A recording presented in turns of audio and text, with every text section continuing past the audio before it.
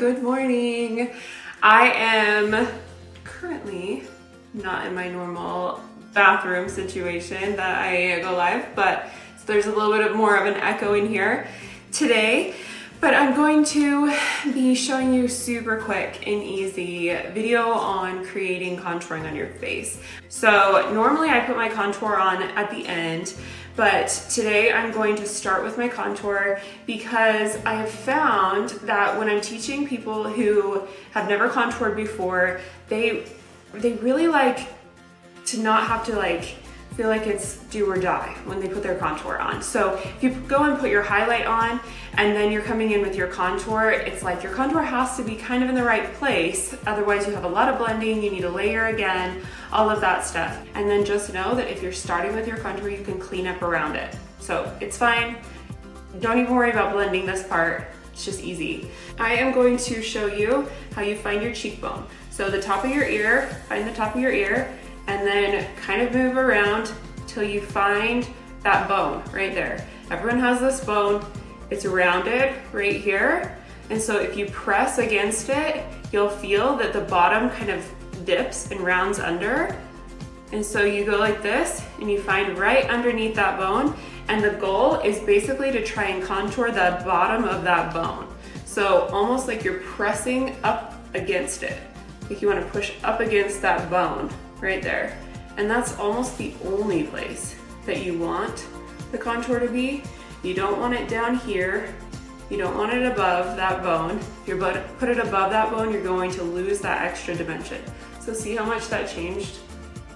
Just applying that right there creates so much more of an illusion right here. And so it makes a huge difference if it's placed just right there under that bone. How far down should you go with the contour towards your mouth? I always end when it gets squishy.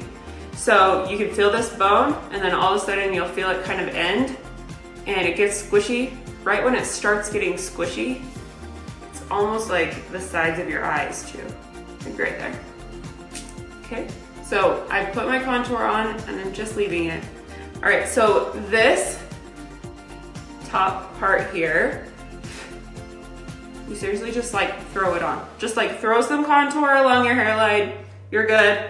And then you can do along your jawline if you want. I'm not going to because I'm wearing this turtleneck, so it would just get makeup on the top of it. So I'm not even going to worry about my contour on my chin today. Contouring is the same for every face shape, I feel like.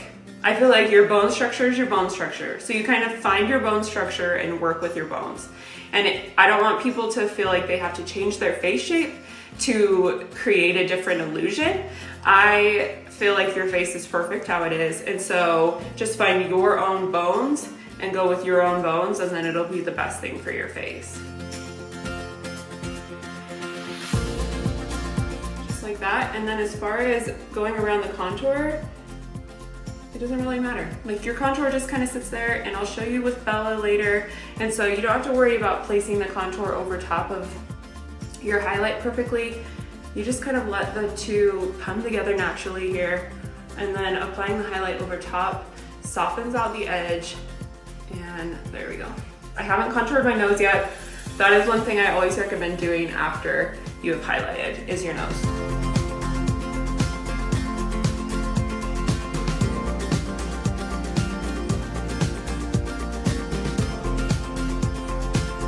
So now I'm using the BBF again, the Buffy again.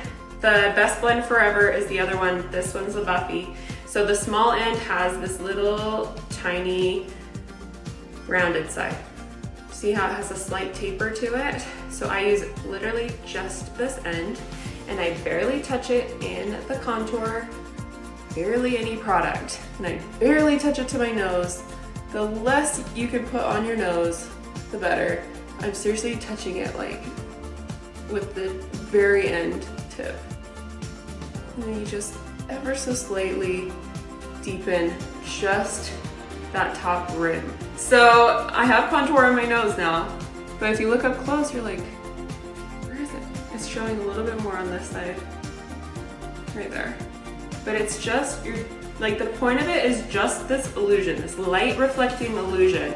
Okay, I'm gonna throw Bella over And again, we haven't worried about blending our contour in. Bella goes above your contour and just kind of like where the sun would naturally kiss it.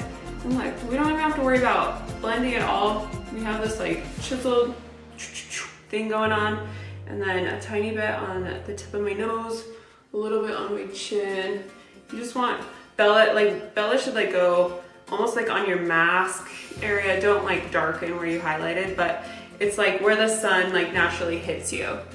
And a contour like goes underneath where you would naturally have a shadow on your face. So if that helps visualize at all.